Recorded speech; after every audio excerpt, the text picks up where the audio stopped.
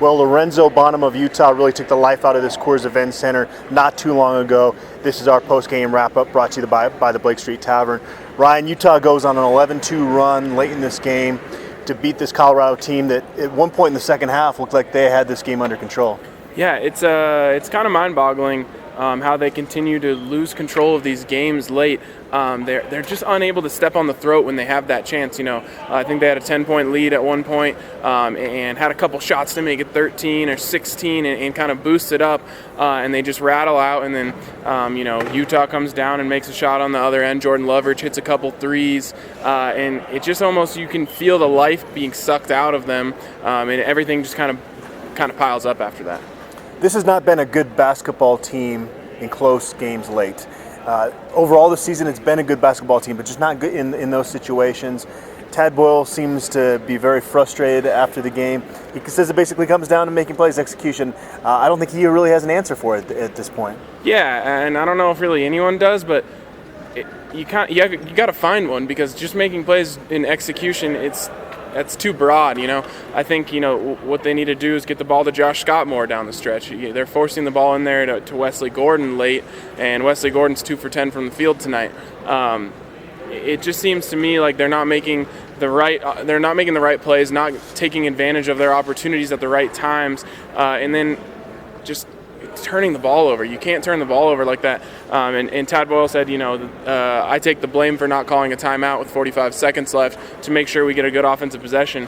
In hindsight, he probably should have done that, because you get Josh Fortune blindly driving up the baseline with kind of no intentions, and he throws the ball away.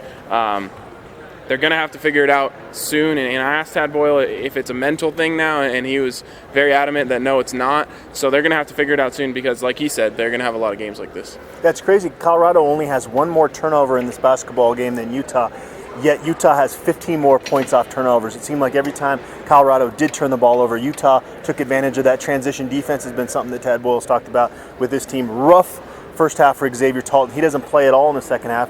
You mentioned Josh Fortune's struggles late in the game. He's kind of had a rough stretch here. But Josh Scott, he scores 10 points, but one of the better performances he's put together as a Buff. Man, defensively, he put on an absolute clinic on how to shut down an explosive big man like Jakob Poeltl.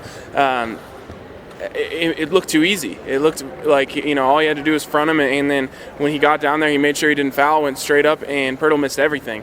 What Scott did tonight must have been very eye-opening for the 5 NBA scouts who were sitting in front of me. You see Josh Scott make a play, and they all kind of open up their notebook and write something in there. I have a feeling that they'll be making some calls tonight, and it was just flat out impressive from Josh Scott. Boyle says after the game he wouldn't trade him for any big man in the country, and after a performance like that, it's hard to argue with that. Of course, George King with 21 points. He was really keeping this basketball team in the game early on when no one else seemed to be able to score. Yeah, and another thing late in the game, like, how does he not get another shot? He makes the one bucket they score in the last 5:25 is George King, amazing, contorts the body and gets it over Jakob Poeltl, but then he doesn't see the ball again. It's go to your guns. It's Josh Scott, it's George King, especially George King when he's cooking. Make sure he gets another look in the game. He was pretty tremendous tonight. I think he was 8 of 10 from the floor. Get the ball to the guys that are working.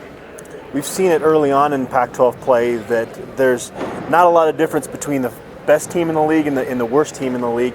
Colorado now 12-3 overall, 1-2 in conference. How do you feel about this basketball team at this stage? Is it very much kind of a wait and see to kind of see how they respond to this game? I think it's a strong basketball team that just needs to figure out how to finish these games.